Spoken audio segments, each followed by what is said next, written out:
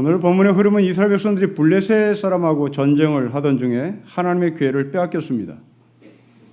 그 하나님의 기회를 손에 쥔 이 블레셋 사람들은 다곤이라고 하는 신전에 이 하나님의 법궤를 모셔놨던 것이죠. 그 다곤은 풍요의 신을 상징하는 신입니다. 생긴 것이 머리는 물고기 형상, 그리고 몸과 다리는 사람의 형상을 닮은 신입니다. 그 다곤 신이 블레셋 신인데 이 블레셋 신전에 있는 이 다곤 신전에 하나님의 법궤가 들어가자 그 다곤 신이 쓰러졌습니다. 그래서 이 블레셋 사람들은 다시 이 블레셋의 여러 지역을 돌아다니며 하나님의 법궤를 옮기지요. 그 최종적으로 이 법궤가 있었던 곳은 5장 10절에 보면 에글론이라고 하는 곳에 이 법궤를 모십니다. 그러나 거기에서도 이 하나님의 법궤는 얌전히 있는 것이 아니라 블레셋 사람들을 굉장히 괴롭게 한 것 같습니다. 그래서 오늘 6장 1절 이하의 말씀에 보면 이제 그 에그론에 있었던 블레셋의 에그론이라는 도시에 있었던 하나님의 법궤, 그 법궤가 블레셋 사람들의 지방에 있었다라고 기록합니다. 어떤 지방인지는 잘 모르겠습니다. 블레셋 사람들은 이 어떤 지방에 있었던 하나님의 법궤, 이 법궤를 다시 이스라엘 백성들에게로 돌려보내자라고 제사장들과 그리고 점쟁이들이 서로 모여서 회의를 했습니다. 그리고 내린 결론을 속건제를 드려서 이스라엘로 그 법궤를 보내자는 것이고, 그 속건제를 드리는 방법으로 금으로 만든 독종 그리고 금으로 만든 쥐를 만들어서 보내자라는 것이고요. 총 5개씩입니다. 그리고 그 법궤를 실어야 할 새 수레를 만들고 그 수레를 끌고 가야 할 암소 2마리를 준비하고, 근데 그 암소는 조건이 있었습니다. 막 새끼를 낳은 암소, 젖이 나와서 그 젖을 어린 송아지에게 먹일 수 있는 바로 그런 암소를 2마리를 준비하라는 것입니다. 그 모든 것이 준비됐을 때 이제 제사장들은 법궤를 수레에 실려놓고 이제 암소를 출발하게 하는데 이제 조건을 겁니다. 혹시 이 암소가 벳세메스로 가면 이것은 하나님께서 우리에게 내리신 징벌로 해석을 하고, 만일 이 암소가 자기 새끼에게로 돌아가면 블레셋에 있었던 심한 독종, 소위 전염병은 피부병의 일종의 전염병이 우연히 일어난 것으로 정리를 하자라고 점장이들이, 제사장들이 결론을 내는 것이죠. 자, 이 모든 것을 만반의 준비를 한 다음에 이제 출발을 시켰습니다. 수레가 출발하자 이 암소는 그 수레를 끌고 자기 새끼가 있는 우리로 간 것이 아니라 벳세메스로 갔다라는 이야기입니다. 자, 이 이야기가 우리가 어떤 메시지로 전달되는지 우리가 하나하나 짚으면서 오늘 본문의 말씀을 찾아보도록 하겠습니다. 여러분 1절 말씀 보십시오. 우리 1절을 다시 읽겠습니다. 시작. 여호와의 궤가 블레셋 사람들의 지방에 있은지 7달입니다. 법궤가 있었던 장소 어딘지 모르겠습니다. 이 전까지는 에글론이라고 하는 곳에 있었으나 그 에글론에서도 심한 종기가 만연하자 결국 이 블레셋 사람들은 하나님의 법궤를 이름 모를 어떤 지방에 소위 던져 놓은 것이죠. 그런데 여러분들이 갖고 있는 성경에 보면 이 지방이라고 하는 단어 앞에 가로 1을 써놓고 그 가로 1을 따라가면 제 성경에는 히브리 말로 들이라는 뜻도 있다라고 기록을 합니다. 자, 1절에 나오는 이 지방을 히브리 말로 들이라고 하는 뜻도 있다는데, 그렇다면 제가 이 말씀을 다시 이렇게 읽어보면 이해가 될 것 같습니다. 여호와의 법궤가 블레셋 사람들의 들판에 있은지 7달이다. 버려진 채로 있었던 하나님의 법궤입니다. 블레셋 사람들은 전쟁에서 승리한 전리품으로 이 법궤를 들고 있는 겁니다. 근데 이 전리품으로 들고 있었던 이 법궤가 이들에게는 애물단지가 된 것이죠. 그래서 여러 5개의 도시를 전전긍긍하다가 결국 이 도시에 심한 독종이, 심한 전염병이, 피부병이 만연하자 결국 이 하나님의 법궤를 도시에 놔두지 못하고 들판에 내던지고 말았습니다. 그 법궤가 들판에서도 가만히 있었던 것은 아닌 것 같습니다. 7달 동안 이 블레셋 사람들을 괴롭힌 것이죠. 이것은 다곤 신을 섬겼던 당시 이 블레셋의 제사장들, 블레셋의 점쟁이들의 눈에는 이상한 광경일 수밖에 없었던 겁니다. 다시 말씀드리지만 이 다곤 신은 배고프면 안 되는 신입니다. 배고프면 이것은 맥을 못 추는 신입니다. 그래서 머리는 물고기요, 사람 몸과 사람의 다리를 갖고 있는 풍요의 신. 그래서 이 머리가 물고기인데 이 물고기가 명령을 하는 겁니다. 풍요로운 바다로 가라. 풍요로운 곳에 가라. 자본이 넘치는 곳에 가라. 그쪽으로 너의 발걸음을 움직여라. 이것이 다곤 신이 갖고 있었던 신의 형상입니다. 그렇다면 이 신이 배고프면 이 신은 맥을 못 추는 신인 겁니다. 블레셋 사람들, 블레셋 제사장들, 블레셋 점쟁이들도 자기네들의 관점에서 하나님의 법궤는 그런 법궤인 줄 알았어요. 그래서 이 법궤를 들판으로 내던져놓으면 이스라엘의 신인 하나님이라는 그 신도 배고픔이 어쩔 수 없겠지 하고 배고픔이 넘치는 그 들판으로 이 법궤를 내던져놨습니다. 그런데 웬걸 이 법궤는 도시에 있을 때나 들판에 있을 때나 힘은 전혀 변함이 없습니다. 이게 이 사람들이 바라봤던 하나님의 법궤의 이상한 점이었습니다. 결국 이들은 종교회의를 해서 결론, 대안을 제시합니다. 여러분 3절을 보십시오. 우리 3절을 같이 읽겠습니다. 시작. 그들이 이르되 이스라엘 신의 궤를 보내려거든 거저 보내지 말고 그에게 속건제를 드려야 할지니라. 그리하면 병도 낫고 그의 손을 너에게서 옮기지 아니하는 이유도 알 것이라고 얘기합니다. 첫 번째로 속건제를 드리자는 것인데요. 자, 여기서 우리는 이 블레셋의 제사장들, 블레셋의 전쟁이들이 갖고 있는 심각한 영적인 문제점 하나를 지적합니다. 그것은 블레셋 지도자들이 회의를 통하여 예배를 만들어내기 시작합니다. 인간이 예배를 드리자, 이러저런 예배를 만들자, 이러저런 예배를 만들어서 신을 달래자라고 얘기합니다. 여러분, 하나님께 드리는 예배는 인간이 만들어서 인간의 머릿속에서 만들어진 그 예배가 아니라 하나님께서 우리에게 직접 명령하신 예배인데, 이 블레셋 사람들이 갖고 있는 예배의 철학은 인간이 만들어서 신을 달래는 예배가 되는 것이죠. 우리는 이것을 약간 우상에게 드리는 예배라고 말합니다. 이번에 성경은 온통 우리에게 예배를 우리가 고안해내서 형식을 만들어낸 예배가 없습니다. 하나님이 직접 예배를 명령하죠.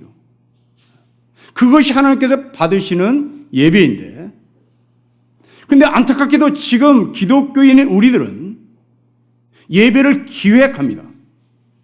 그 예배를 기획해서 하나님이 이렇게 하면 더 기쁘게 받을 것이다, 하나님이 이렇게 하면 더 기쁘게 받을 것이다 하고 온갖 머리를 짜내서 성경과는 정 어긋나 있는 인간의 기획팀들이 예배를 만들죠.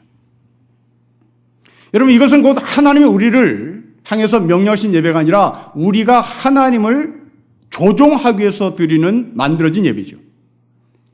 여러분, 하나님이 우리에게 명령하신 예배가 아니라 우리가 하나님을 조종하는 예배. 어떻게 하면 하나님이 기뻐하게 하실까? 어떻게 하면 하나님의 마음을 흡족하게 할까? 어떻게 하면 하나님의 마음을 기쁘게 만들까? 머리를 쥐어짭니다. 블레셋의 제사장들, 블레셋 점쟁이가 그런 예배 철학을 갖고 있습니다. 여러분, 일반 종교와 천지를 창조하신 하나님과의 차이를 창세기로부터 한번 끄집어내 보십시오. 창세기로부터 창조주 하나님은 우리에게 모든 것을 창조하셨습니다. 모든 것을 창조하셔서 우리에게 주시며 다스리라고 말씀하셨고 그 땅을 정복하라고 말씀하십니다. 그러면서 하나님이 이 아담과 하와에게 에덴 동산을 거주지로 선물을 줍니다. 이것은 종교에서 상상이 안 되는 충격적인 광경입니다. 여러분, 모든 일반 종교는 신이 세상을 창조했다는 이야기를 다 합니다. 모든 종교의 출발은 창조입니다. 그럴 수밖에 없겠죠. 종교가 궁극적으로 묻는 물음은 인간이 누구냐? 인간이 이 세상에 어떻게 왔느냐? 그리고 이 세상 어떻게 만들어졌느냐? 이것이 종교의 첫 출발입니다. 그리고 이 질문에 대한 궁극적 답을 얻기 위하여 모든 종교의 경전은 그 창조자 하나님을 기록합니다. 그런데 이 모든 종교에 말하고 있는 창조주라는 신은 세상을 창조한 후에 인간에게 요구하는 게 있습니다. 너는 나를 위해서 뭐 해줄래? 이겁니다. 내가 천지를 창조해 줬어. 그리고 너에게 다 줬어. 그러면 너는 나에게 뭐 해줄랍니다. 그래서 인간이 묻습니다. 신이시여, 당신이 원하는 게 뭡니까? 신은 대답합니다. 나를 위하여 신전을 져라. 이게 종교의 신이 우리에게 요구하는 요구입니다. 너는 나를 위하여 신전을 져라는 겁니다. 절을 지어라. 법당을 지어라. 신이 모셔져 있는 신당을 지어라. 이게 파르테논 신전, 뭐 파라오의 신전, 다 그런 신전이죠. 그런데 창세기에 나오는 하나님은 천지를 창조하신 후에 아담과 하와에게 너는 나를 위하여 내가 거처할 신전을 만들어 다오 라고 말하지 않습니다. 아담과 하와가 거처해야 할 에덴 동산을 만들어 인간에게 선물을 줍니다. 아주 독특합니다. 지금 이 블레셋 제사장들, 점쟁이들은 어떻게 하면 신을 달랠까? 어떻게 하면 신의 분노를 풀어볼까? 그런 머리를 쥐어짰습니다. 그 가운데 이스라엘 백성들이 갖고 있었던 속건제라는 제사를 드리자라는 겁니다. 이 속건제로 독종이 만연한 능력을 갖고 있었던 블레셋에 끌려온 하나님의 법궤에 진노를 달래려고 했습니다. 근데 이것이 또한 이 제사장들의 두 번째 심각한 문제입니다. 여러분, 속건제가 뭘까? 속건제라는 제사는요, 레위기에 나오는 말씀입니다. 레위기 6장 14절에 속이라고 하는 것은 구한다는 말이겠죠. 구속한다는 말입니다. 근데 이 건이라는 단어를 우리는 잘 쓰질 않아서 잘 모르겠습니다. 속건제, 무엇을 구속하는 제사라는 말인데 이 건자가 굉장히 어렵습니다. 마음심 위에 갈행자를 씁니다. 그리고 그 갈행자 사이에 물수변을 삽입시킵니다. 이것이 건이라는 한문입니다. 마음심 위에 갈행자, 그 갈행자 사이에 물수변, 점 3개 따다닥 찍는, 이게 어떤 건자냐면 우연히라는 말입니다. 우연히 일어난 일을 용서받기 위한 제사. 풀면 그렇습니다. 우리가 흔히 기도할 때 하나님, 내가 알지도 못한 죄를 저질렀다면 하나님이 나를 용서해 주세요 라고 하는 그게 속건제입니다. 내가 부지불식간에 내가 깨닫지도 못했던 죄. 아주 오래전에 제 선배가 저하고 차를 마시면서 아주 심각한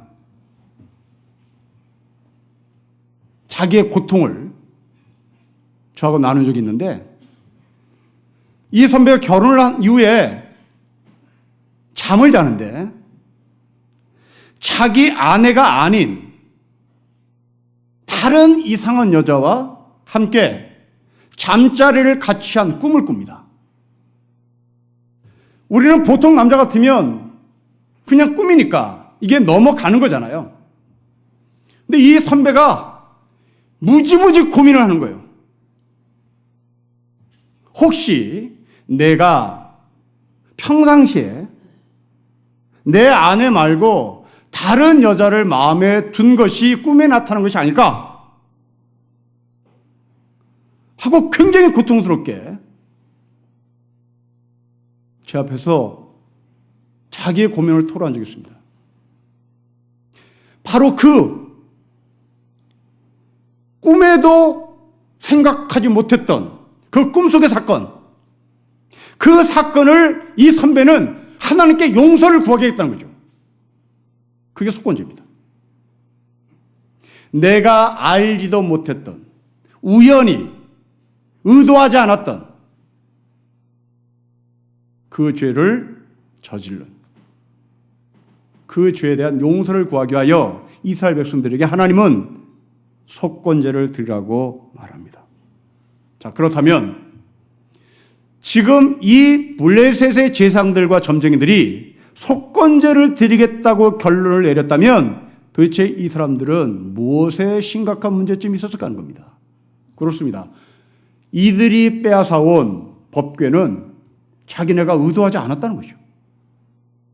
아니, 법궤를 빼앗겠다고 전쟁을 했던 사람들인데 법궤를 빼앗기 위하여, 목적이 법궤를 빼앗기 위한 목적으로 전쟁을 해서 승리를 가져온 블레셋 사람들이 하나님의 법궤를 이스라엘 군사를 통해서 빼앗아 왔는데 이것을 이들은 우연이라고 처리해버립니다.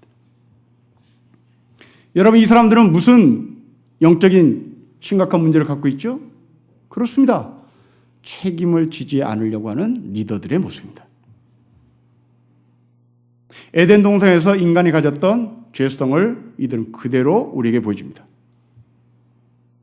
하나님이 아담에게 찾아가죠. 너 왜 선악을 알게 하는 나무를 따먹었냐? 그러자 아담이 얘기합니다. 하나님이 주신 그 여자. 자기 아내라고 말하지도 않습니다. 놀랍습니다. 내 아내가 먹자고 해서 따먹었습니다. 그러면 이것은 부부가 한 몸이기 때문에 여기에 대한 책임을 같이 져야 되는 겁니다. 그래서 이 못된 아담은 부부의 한 몸이라는 것을 감추고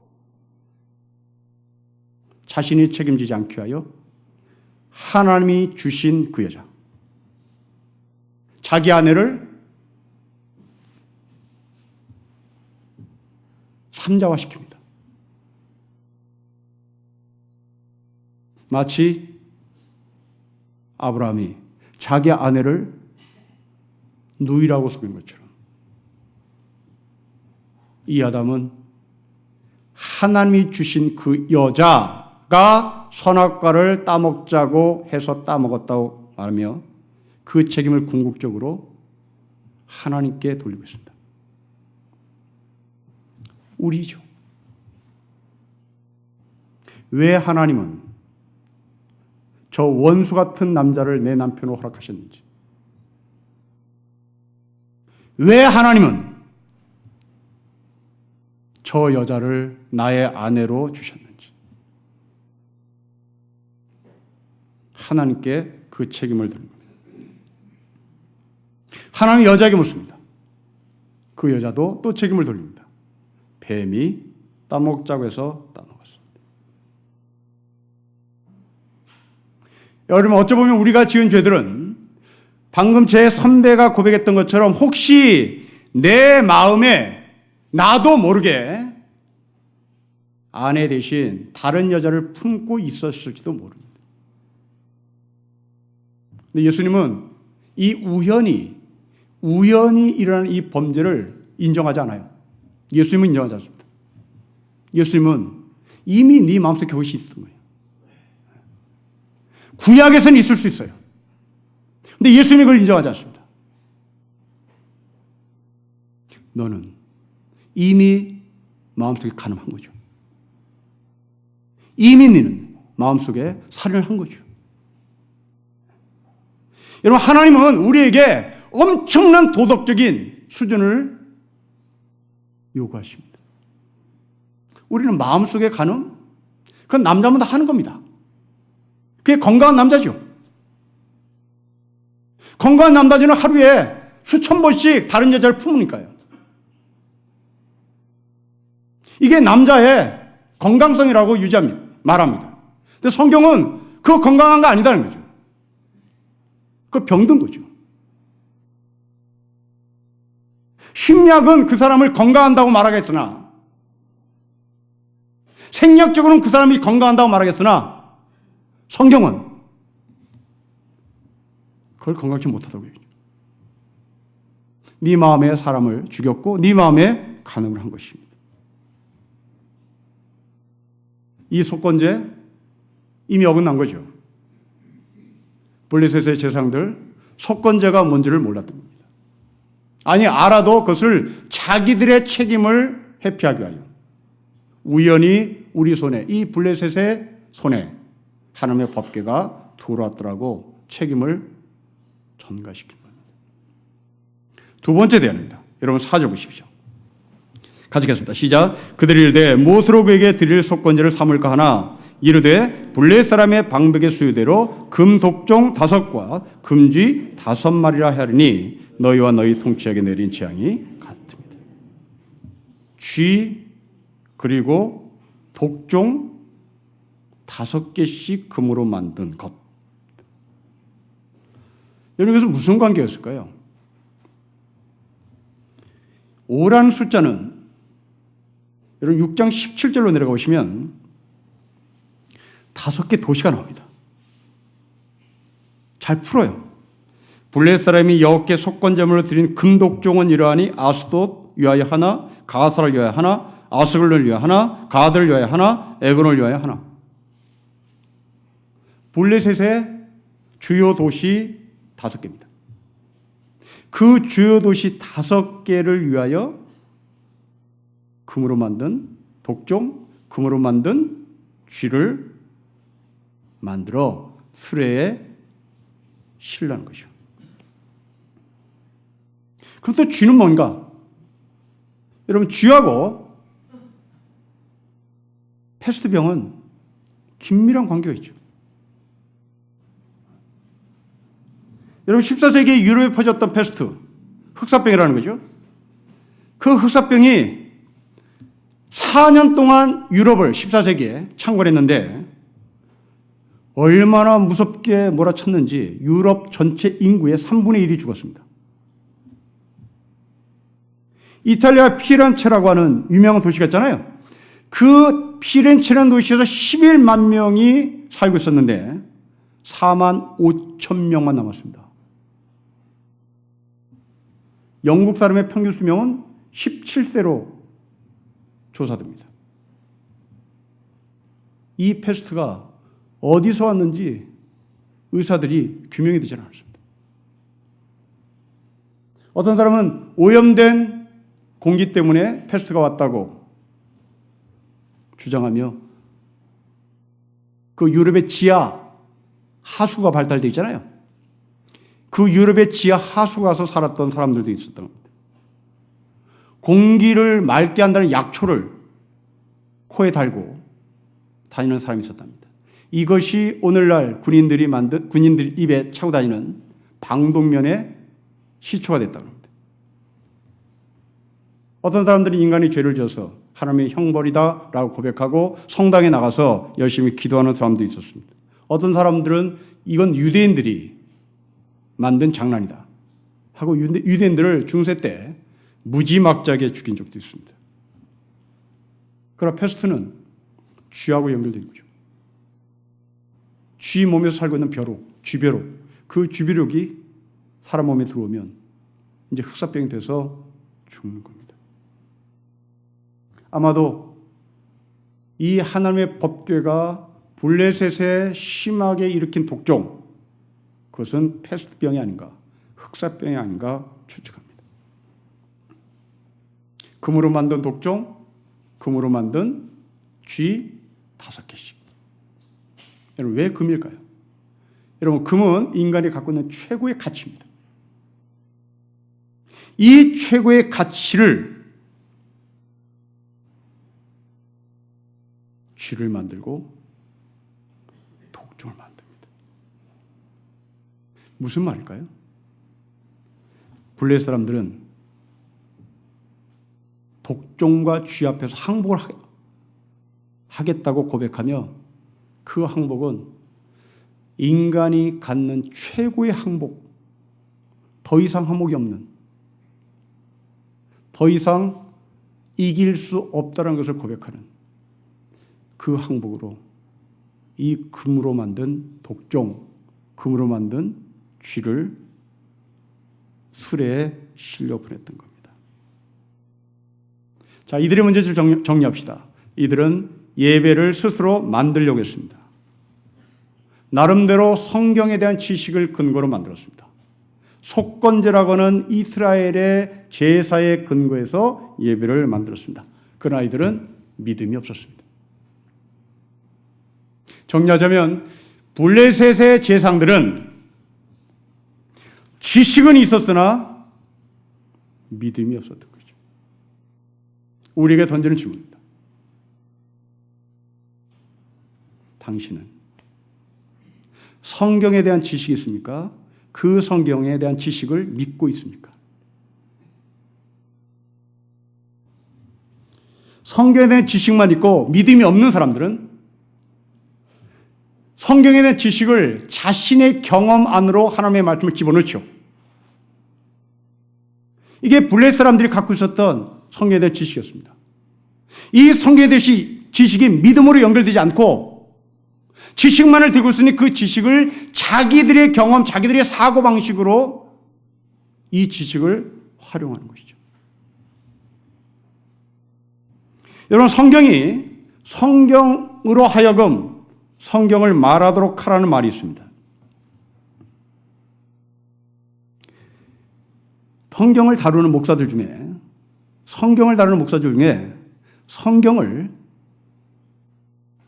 믿음화시키지 못하고 자기의 생각에다 하나님의 말씀을 집어넣는 경우가 왕왕 있습니다.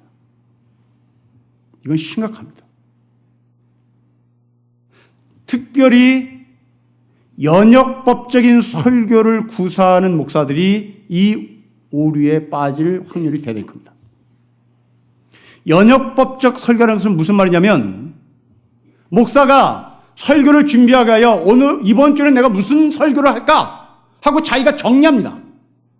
그래서 이번 주에는 통일에 대해서 설교를 해야 되겠다. 그 선을 딱 그어요. 그리고 이 통일에 대해서 설교를 해야 되겠다라고 마음을 먹고 성경에 있는 성경 구절을 막 찾아내기 시작합니다. 그리고 막 꽤 맞춰요. 이게 믿음이 없는 성경적 지식을 갖고 있는 사람들입니다. 우리 한국교회 대부분의 목사들은 연역법적 설교를 구사하죠.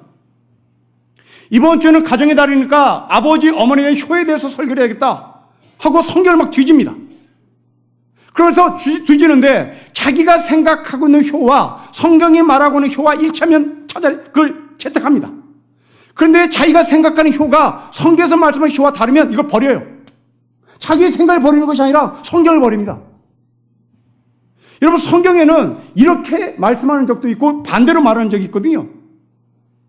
그래서 이 설교자가 자기의 마음에 드는 설교를 하기 위하여 자기의 마음에 드는 하나님의 말씀을 채택하는 경우가 있고, 자기하고 마음에 들지 않으면 버립니다.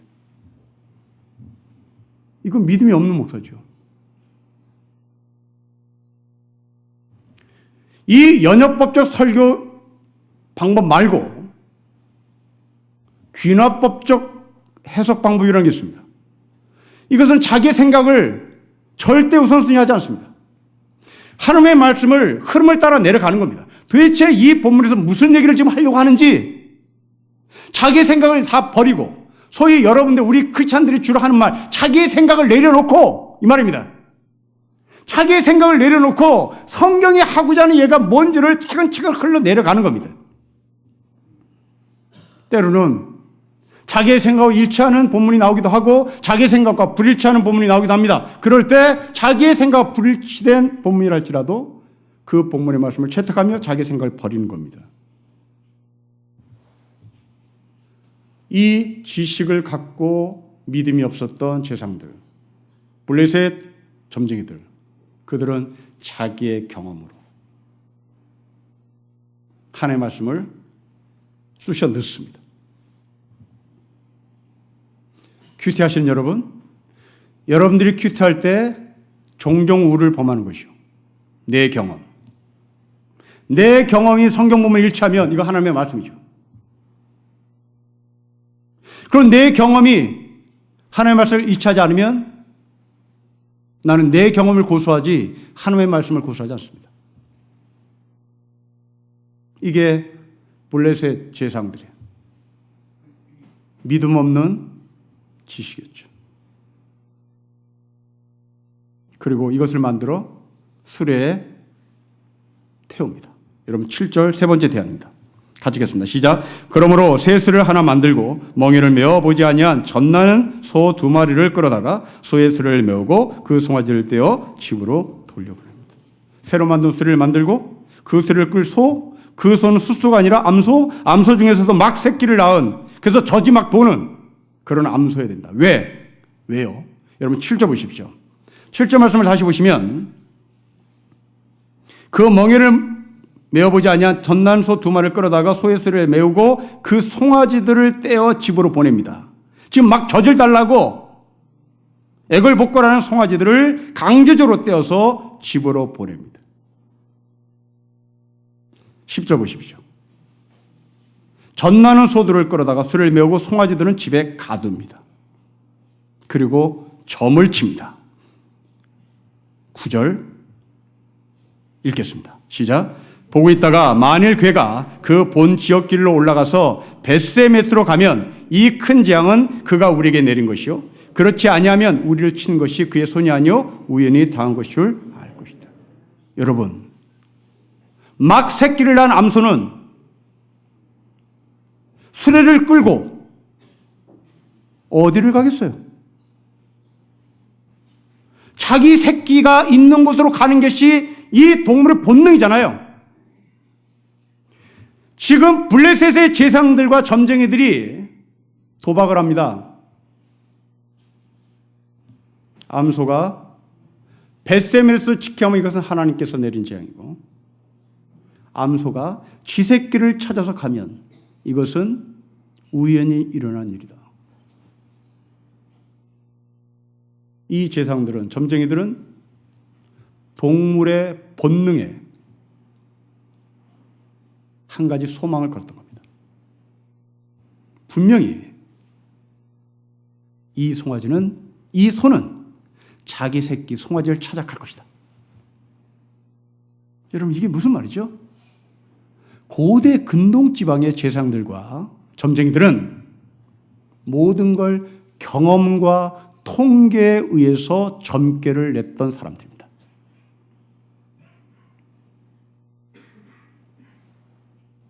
이들이 갖고 있었던 통계, 이들이 갖고 있었던 교과서적인 매뉴얼은 막 새끼를 낳은 암소는 자기 새끼를 찾아가는 것이야 이게 교과서에 쓰여져 있고 그것을 근거로 통계가 만들어진 것이고 그래서 점괘가 딱 맞아 떨어진 것입니다. 그런데 결과는 이상하게 돌아왔습니다. 여러분 12절 보십시오. 같이 읽겠습니다. 시작. 암소가 벳세메스 길로 바로 행하여 대로로 가며 갈 때에 울고 좌우로 치우치지 아니하였고 블레셋 방백들은 벳세메스 경계선까지 따라갑니다. 블레셋의 제상들과 점쟁이들의 점괘가 틀렸습니다. 암소가 본능에 따라 자기 새끼를 찾아간 것이 아니라 벳세메스로 갑니다. 하나님의 통치가 소의 본능을 뛰어넘더란 말입니다. 여러분, 우리의 삶입니다. 여러분들이 미래를 예측하는 그 근거는 다 통계죠. 쟤는 스카이 대학을 나왔으니까 좋은 직장을 갈 거다. 그게 통계니까요. 저 사람은 집안 배경이 좋으니 좋은 집안과 결혼한다. 통계입니다. 이건 다 통계예요. 이 세상은 여기서 멈추는 겁니다. 저 사람은 보험이란 보험은 다 드러났으니까 100살까지 산다. 통계죠. 그런데 하나님이 우리에게 던지는 메시지입니다. 하나님의 통치는 통계를 뛰어넘는다. 하나님의 통치는 네 팔자를 뛰어넘는 거죠. 우리는 이게 내 팔자. 그걸 받아들입니다. 그 팔자라고 하는 것이 다 통계에서 나오는 거거든요. 몇 날, 몇 월, 며칠에 태어났으니 그때에 태어난 사람들이 건강하더라. 그때에 태어난 사람들이 불운하게 인생을 마치더라. 통계를 내는 겁니다. 그리고 이게 내 팔자군이 하고 수용하죠. 그런데 그런 사람들에게 하나님이 던지는 메시지입니다. 암소가 새끼 송아지를 찾아가는 것은 동물의 본능이지만 하나님은 그 동물의 본능조차도 통치하시는 하나님이시다. 당신들의 운명을 뛰어넘어, 당신들의 팔자를 뛰어넘어, 당신들이 예측하는 것을 뛰어넘어 하나님은 우리를 통치한다는 것을 우리에게 전하고자 이 벳세메스 사건을 소개하는 겁니다. 자, 이제 여러분의 삶에 정해 보십시오. 여러분의 팔자가 뭔지. 각자 팔자 있죠? 젊어서 혼자 되는 팔자. 그것이 이혼이건 사별이건. 그게 내 팔자입니다. 그 팔자에 나는 헤매는 거죠. 그거 어떡하겠어? 그러나 하나님은 말씀합니다. 그 팔자를 뛰어넘는 너를 간섭하시고 너를 통치하시고 너를 주관하시는 하나님을 너는 믿느냐는 거죠. 이방 종교는 통계입니다. 블레셋 종교는 통계였습니다. 하나님은 그 통계를 뛰어넘으십니다. 공부를 잘하면 잘 산다. 통계죠. 공부를 잘하면 리더가 된다. 통계입니다. 그러나 그렇지도 않습니다. 하나님의 통치는 우리의 팔자와 우리의 통계와 우리의 예측을 뛰어넘으시는 하나님이십니다. 여러분이 만나는 흑사병 같은 고통, 그 고통이 나를 휘어잡아도 나는 거기서 결코 죽지 않는다는 거예요. 그 흑사병이 나를 통치하지 못하도록 나의 아버지가 되신 하나님은 나를 간섭하시고 나를 보호하실 것이기 때문입니다. 여러분 속에 다시 한번 다짐합시다. 팔자가 나를 이기지 못한다. 통계가 나를 이기지 못한다. 객관적 사실이 나를 쓰러뜨리지 못한다. 그 객관적 사실을 뛰어넘는 하나님의 간섭하심, 하나님의 계획은 여전히 지금도 유효합니다. 베스메스 사건에서 다시 한번 하늘의 통치가 우리 가운데 있음을 확인하고 여러분이 알고 있는 하늘의 지식이 믿음으로 연결되는 하늘의 축복이 있기를 주의 이름으로 축복합니다. 기도하겠습니다. 하나님 아버지, 늘 풍요가 이들의 전부인 것으로 알았던 블레 사람들에게 그 풍요를 다 거두시고 독종이 만연하게 하시며 그 독종을 퍼뜨리는 쥐가 만연하게 하신 그 하나님의 섭리를 우리가 보며 다시 한번 우리 삶 가운데 하나님이 통치하시는 하늘의 통치를 받아들입니다. 하나님 아버지, 팔자속 안에 살고 있는 우리들, 객관적 사실로 옳고 그름을 따지는 우리들, 그것을 뛰어넘는 하늘의 통치가 있음을 분명히 알아 우리의 운명이 내 손에 달려있는 것이 아니라 하나님의 손에 달려있음을 선포하고 아버지 하나님이 주신 하늘의 능력으로 이 세상을 승리하며 살게 하여 주옵소서. 주 예수 그리스도의 이름으로 기도합니다. 아멘.